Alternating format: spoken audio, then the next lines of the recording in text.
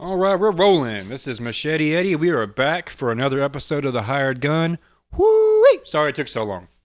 So yeah, I got new place, new studio setup. Have moved since the last time we spoke. Yeah, the original idea for this podcast, and I hate to even call it a podcast, because I didn't think it would be like a weekly thing for hundreds of episodes. But the original idea was to organize my thoughts from all these past tours and all the stories, because honestly, a decade goes by and I forgot a lot of it. So I hoped that through doing this, a lot of the memories would come back. I'd hear stuff from other people, and it would kind of get me fresh again to do a book. It definitely has done that. A lot of memories have come back. I'm skipping through on all these episodes trying to talk really fast, but there's so much that I'm leaving out. And yeah, I was only going to do about 10 episodes because I figured that would be the gist of my bigger stories or whatever. And to wrap that up, it was going to be my time with Vital Remains, which was one of my favorite bands, So yeah, that was 2009. I'm going to have to back up a little bit though to when I was 17.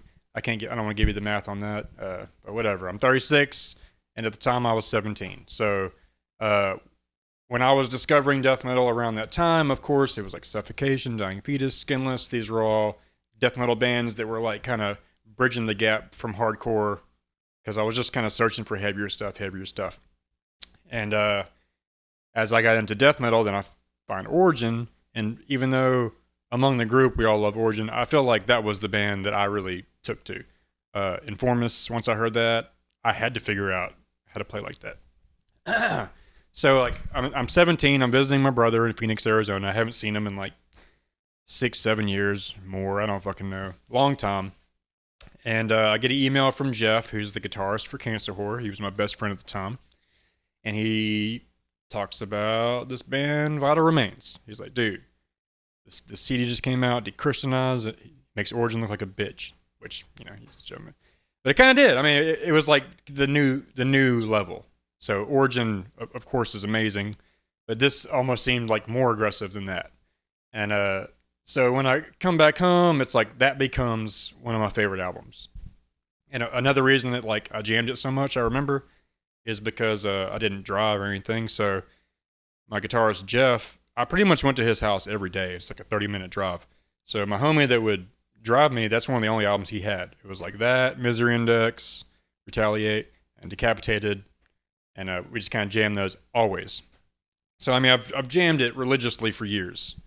And never really wanted to be their drummer, but always held it as a bar. Like, man, if I can ever play like that, I could play for anybody, And so I've definitely had that fantasy throughout life of just kind of me playing along and being like, man, because honestly, I wasn't even sure if the drums were real.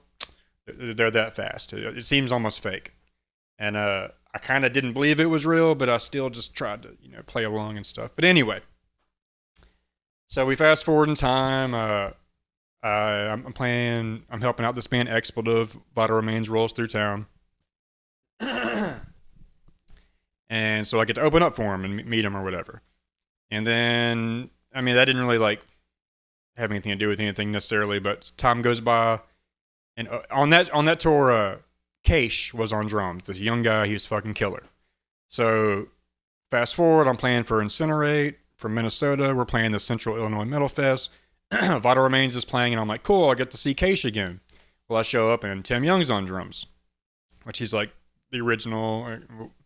He was the first drummer when Dechristenize came out. So, and definitely their go-to session guy. So I'm like, oh shit, Keish is gone. Kind of weird. So in the back of my mind, I knew I might try out. So on the same tour, we're in Kansas City. We're playing with Chris Wilson. He's the drummer for Troglodyte. He was in another band that night. I'm not sure what band, but that's kind of like the Origin stomping ground. And James King, who was also for Origin and Unmerciful, toured with Vital Remains. Like I saw that tour as well. He said that King was going to be the drummer, and I was like, oh shit. And I even remember him going, yeah, man, if you need a drummer, last minute, King's the fucking guy. And I remember in my head being like, I'm that fucking guy too. But at the same time, big fan of King, and that was going to be awesome. But I just was like, oh shit, well, Okay, that's cool. So anyway, I finished the tour. And I remember getting an email from Scott. Wait. Yeah, I'm a little mixed up there. I feel like for whatever reason, it was still on my mind at the very end of that Incinerate tour. But regardless, I go home. I'm having a recap here. I go home and I had a family member bed off on drugs. We had a sick jam room. And I show up and like everything's gone except my drums. So the guitar cabs, the guitar, the bass cab, PA, like multiple PAs, multiple bass cabs, multiple guitars. So like it was like all my homies' shit, just, walled the whole room and all that shit was gone. So it was a big deal. But they kept my drums safe. And then so I lock my drums in my room, and the next day someone kicks my door in and steals my drums. So I'm in a terrible mindset. And I'm just like, fucking pacing the neighborhood, just looking for trouble, giving up on life, kind of. And because I feel like that's when Scott wrote me, unless he wrote me then and then wrote me again, like, yo, what's up? And I'm like, I'm going through some shit. I don't even have a drum set. And he goes, well, we have a drum set. We just need somebody to relocate. So for whatever, whenever he talked to me, maybe there was more than once, I know that was the moment that I go, I'm fucking doing this, So problem was it wasn't easy to upload drum videos. I didn't have a drum set, like all shit. So I had to like borrow my brother's drum set, get my friend's video camera, but I think something was fucked up with it. So he had to get his friend's video camera, and he worked at a college that had a good computer, and he had to go there. And I remember it being a big fucking headache. And one thing about trying to upload videos back in the day is whenever you would go to YouTube, sometimes the audio would start trailing off. So for whatever reason on this video, halfway through it, like it starts going, it's like, like I'm just playing all the wrong shit, And so yeah, I remember that being a big fucking headache, but it was enough to get their interest. So they're like, yeah, cool. They decided to fly me up. If I remember correctly, I paid half. Tony paid half. I'm really like I said, I'm going through all kinds of shit. I'm just on my own, and at this point, I'm just like assuming I'm like a member of the band, like almost like family. You know what I'm saying? I'm just thinking like this is my new home, because I'm fucking relocating, and I don't even have anything but my fucking suitcase. Like everything I own's in my fucking suitcase. So I show up. Tosh picks me up, or she's the one that like kind of flags me down in the airport. I remember getting kind of a weird vibe, like straight out the gate. It was like she didn't seem stoked. She seemed annoyed that I was there, and I'm like, okay. So we get there. I meet Tony. We're in the car. While we're in the car, fucking Eric Rutan calls him. So I'm already kind of like, damn, Rutan's calling him. He's telling him about me. We get home. I'm pretty sure it's the same day. Ian McDonald from sickdrummer.com emails him. So sends him a message. He's like, yeah, I got Eddie Hoffman. Ian's like, I hear he's pretty fast. I think is what he said. It was nice, whatever it was. So at this point, vibes are like, all right.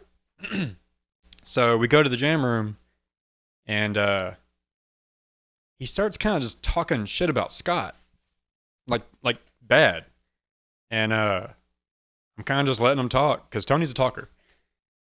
And he's talking about how he's at this show. It's like a Vader show or something. And Scott's on the other side of the glass, like, hey, let me in. And he's just like, whatever. And, shit like that. It was like a lot of, hell no, I ain't helping you out. And a bunch of just shady kind of like. So eventually I go, I guess you don't like Scott, huh? And he's like, oh, well, I mean, he means well. I don't know what his answer was. But I just remember feeling like, huh. Like that was the start of going like, it's like this kind of weird vibe here. Granted, I'm from the South. They're from fucking New England. They got that whole like, fuck you, I'm from the North fucking attitude. And I'm just like, I'm sorry, and here's the door. I don't know. So anyway, we're sitting there. We haven't even started jamming yet. So then I'm realizing like, oh, Gator, the bass player, he doesn't live here. Whoever was on lead guitar at the time, I think it was Taylor Fishman. He's in Florida. He's not here. Scott isn't here because it's for whatever reason, It's just me and Tony. And if you're not familiar with the music, there's a lot of leads, like fucking big long solos that tell a story. The vocals are like super busy. And honestly, when I hear those songs, I'm kind of thinking of like, I'm kind of with the lyrics and the solos. If anything, like that's besides the drums being ripping, like that's where I'm at. So I go to practice with Tony, and I'm all of a sudden it hits me like it's just rhythm guitar. So all of these cues that I'm used to listening to, I don't have now. I just have dun dun dun dun dun dun dun dun for like 10 fucking minutes straight. So I keep getting lost, and not only that, I'm just not quite as good as I wish I would have been in that moment. You know, it's like a bunch of gear that isn't mine. I just felt like I was really forcing everything, and I just really wasn't playing. You know, but it wasn't so much that as much as me just forgetting parts or whatever. So eventually, Tony leaves me and says, "Hey, practice, and I'll be back." Basically, if you can't do it, then we'll just call it quits. And I'm like, God damn. I've had so much confidence that up to this point, I always just kind of believed in myself, and you know, like I went over the shit. I was going through a lot, uh, but I finally bit off more than I could chew. I fucking flew here, couldn't do it. And it was like really depressing. And I'm like in the jam room, I'm like smacking myself. I'm doing all the fucking crazy shit. And Ray he shared the room with them. And this guy's fucking great. So he's in a band right now with Dave Suzuki, Churchburn. They're like a doom band. They're the shit.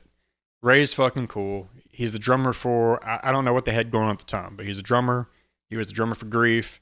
And he didn't know I was going to be there. So he comes in. He's like, oh, shit, who are you? I'm like, I'm just trying out for Vital. And he's like, oh, shit. I don't know if he smoked with me or what, but like, we definitely talked tour stories.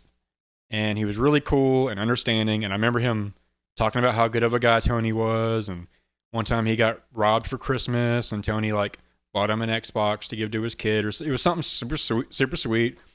And you know, he's just making me feel. And he basically said, "Yo, dude, if you couldn't do it, you wouldn't be here.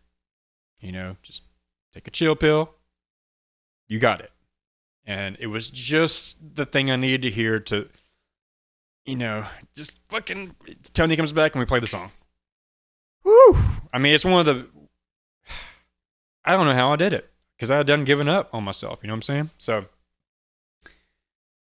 yeah, that's where we're at. We basically fucking play Icons of Evil. That was the first song. Now at this point, we only have like a week and a half, 2 weeks until our first show, and then Mexico. So we're trying to like just song a day until those shows. And I remember literally just hitting a pad for 3 to 4 hours a day, jamming fucking Vital for 4 to 5 hours, like long fucking jams, dude. And I definitely got better faster. Like my chops got up there. Tony's just a drill sergeant. He's a super serious dude. He's been in the game forever. He knows what he likes. And to say I didn't pick up anything from him would be a complete lie. We definitely butted heads, as you'll see and hear about. But at this point, it was like one of the hardest things I've ever done and pushed for. So let's see here.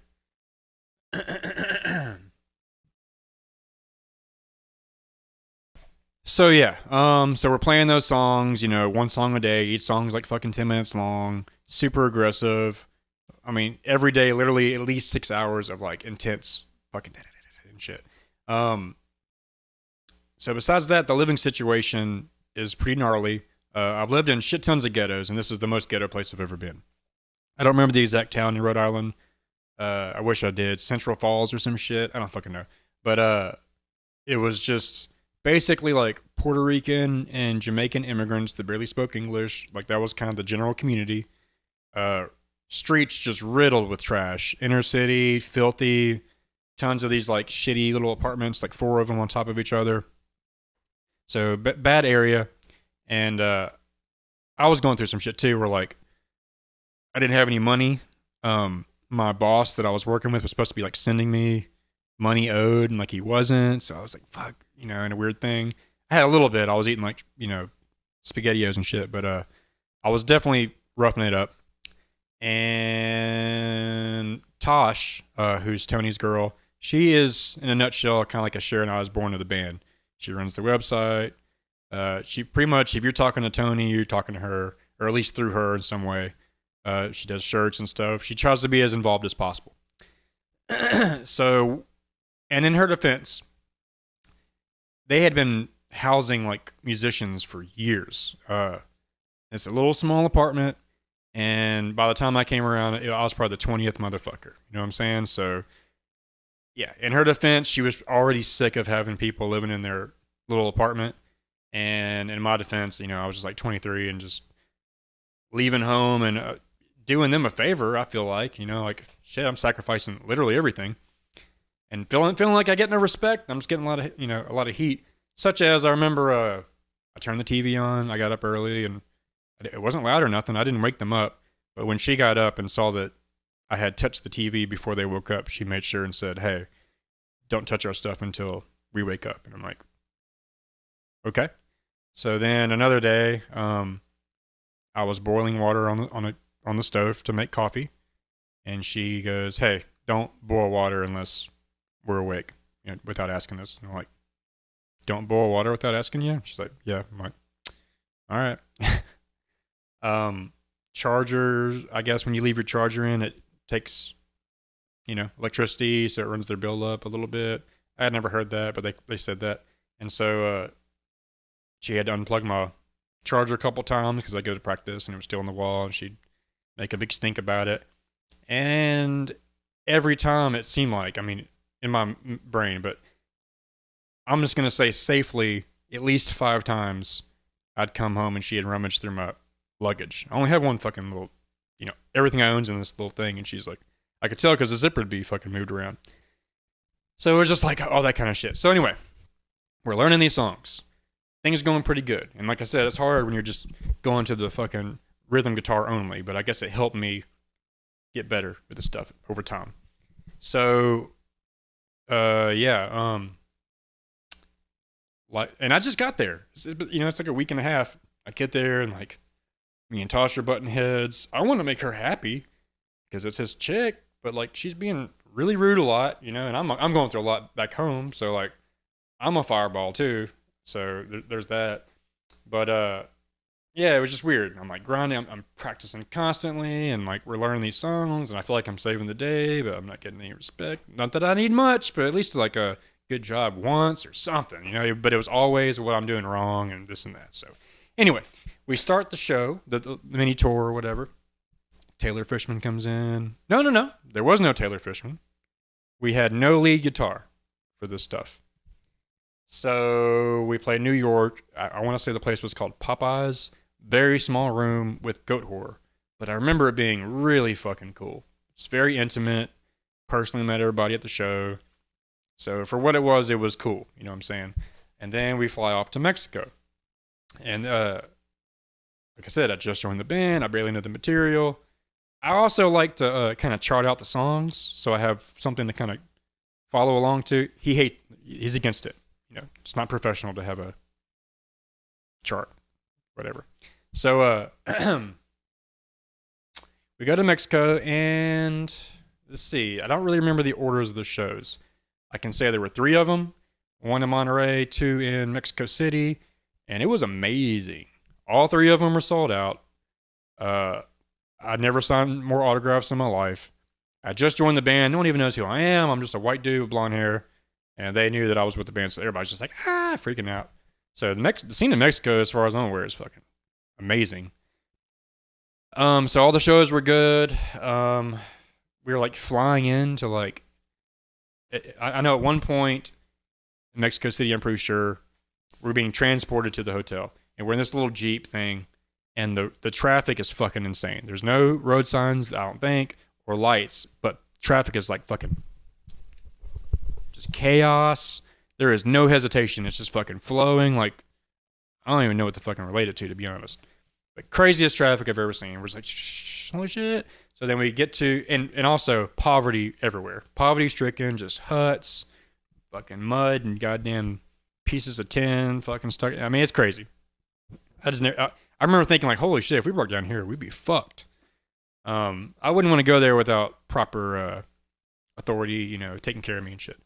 So anyway, we go and we pass through all this crazy shit, and then they go to our hotel, and it's just like marble hotel, big waterfall, Me and Scott room together. It's like 3 fucking rooms, huge, just insane, super nice. So all this is cool. I want to say it was on the way to that, because I mean there wasn't many times we're really driving around. I feel like there was one main time where we're like, oh shit, and so we're in the thing, and cops block off the road with like AKs and shit. They're speaking Mexican. I'm not too nervous. I mean, I've heard about this. I'm like, oh yeah, you just give them some money or whatever. But they're acting nervous. So the fact that we're like American, and there was also some like drug trade shit. Like there were lots of tourists getting killed and shit. There was like a bunch of weird shit at that time. And come to find, like they were gonna arrest us. Someone that we were with within the entourage is like, uncle is like a fucking senator or some shit. Like it was a politician. Someone's linked to a politician in some way, and had to like call them, and they call the headquarters to get us off. And it was like a crazy intense thing. So yeah, we go, and then it's a nice hotel and everything's cool. And I mean, for the most part, I don't have anything like bad to say. I made a little money. Like I got back home with like, I want to say 200 a show or something, which is crazy for me at the time. We were fed well. Like I said, the living quarters were great. The shows were amazing. The fans were spectacular.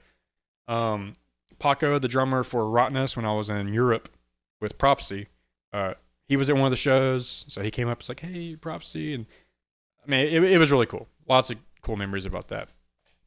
An embarrassing one though, and one that I tell a lot, is I remind you, I'm like, yep, early 20s.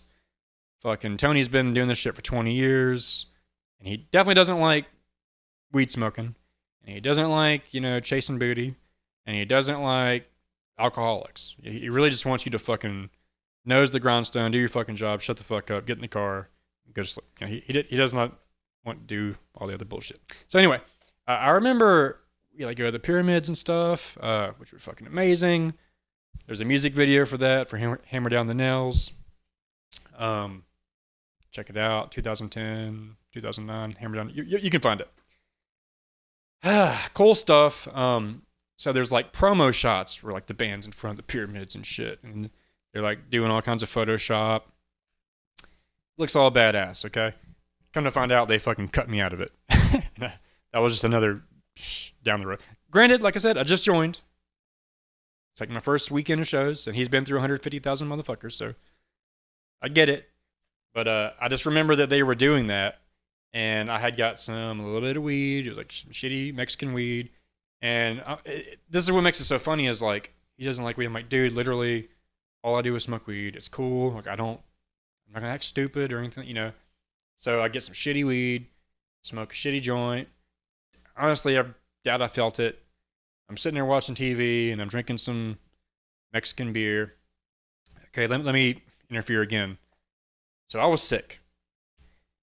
Andrea Haas, who you'll hear about him later, crazy guy, recommended maybe I not take it before the show because there's stuff in it or whatever. I'm like, okay, I trust you. So after the show, I take some, smoke a J, drinking a beer, and at every sip of my beer, I feel like, whoa, I feel weird. It was kind of cool, but I feel weird. And take another sip. I'm like, damn, I feel like, I don't know, I kind of like it though. It feels weird, but I kind of like it. And so I finished the first beer. I go to the second one, and about 2 sips in, I'm like, oh shit, I'm about to fucking pass out, dude. Fuck. I'm trying to play it off. They're doing their thing. No one's really paying attention to me. I'm like, yep, I'm about to call it a night, guys. So like, I start walking. So the room kind of like boom, and there's like a hallway, door, and then the main hallway, and so our room across the hallway. So they're like on the bed just out of view once you cut the hallway. It's like you're in the hallway, they're kind of like right over there. So I start going to the door, and I'm fading. My fucking hand starts on the fucking doorknob, and I can feel myself. I'm like, oh god, I'm about to pass out. And I just kind of put my back on the wall and kind of slid down the fucking wall. And so when my senses come back to me, I hear them talking about those pictures, and I'm like, oh shit, fuck, oh crap, okay, I'm on the floor, they're talking. Ooh, I passed out. No one knows that I passed out. I fucking got up, made it to my room, just fucking, and fucking I've only, that's a funny story, and I'm assuming like there's like codeine in the fucking cough medicine, alcohol and codeine, whatever the fuck it was. But if he would have known, he would have assumed that I puffed a little joint and fucking passed out like a fucking idiot. So yeah, that's a really embarrassing thing. So yeah, we make it back. I remember Scott had passport issues. At one point, a dude had to like walk away with it. He got all nervous. I'd been stranded before, so I was kind of like, it's cool, dude. I was even gonna like somehow, I was gonna stay with him if I had to. But we make it back. Everything's cool. But Tosh says, hey, I want Eddie out. I want Eddie to live with Scott now. And so I'm like, what? And I go to Scott's house, and it's like even worse. And they have like these roommates, old goth couple. I mean, they mean well. I don't mean to trash them. Like, they're sweethearts. And they let me live there for fucking, I only paid like $600 all in all because I was struggling so hard. So, like, bless them for letting me stay there. But regardless, they had just like very small apartment, pet turtles, pet hamsters, and gerbils, lots of rodents and reptiles in a very filthy apartment. I lived there, they lived there, their daughter lived there, and Scott lived there in a small, super small space. The toilet, if you took a shit in the toilet, you got to flush it 5 times. Only one bathroom. List goes on to just how insane this living situation was. So now I'm there, and fuck. It's like overall it's good, and that's what's crazy is that's really the only tour that went well. Granted, it was like a weekend, you know what I'm saying? But we do that, we make it back. I'm butting heads with Tosh, but I'm keeping it cool. They want me to live with Scott. All right, we'll see how that goes. And now we're in between tours, and it's kind of like we're trying to make a little money. He's on Craigslist being like, hey, I'm a painter. I'm a fucking bricklayer, whatever. He's throwing it, all his tentacles out there, acting like he's whatever, trying to hustle up to make some money. And it was fucking hard, bro. I remember I was on the internet every day looking for jobs, roaming the streets every day looking for jobs. Never found one fucking job. But I had some homies in Boston. I'd catch a bus to Boston, hang out, and there were fucking jobs. It's just that fucking area. Really, all they fucking had was like Puerto Rican fucking hair salons and like tire stores down the whole fucking place. I'm telling you, this place is fucking ghetto. And this is Pawtucket. So I don't know about Tony's spot, but once we moved, it was in Pawtucket, Rhode Island. So that was more or less my stomping ground in Rhode Island. But yeah, that's the beginning of a lot. And trust me, we're just getting started.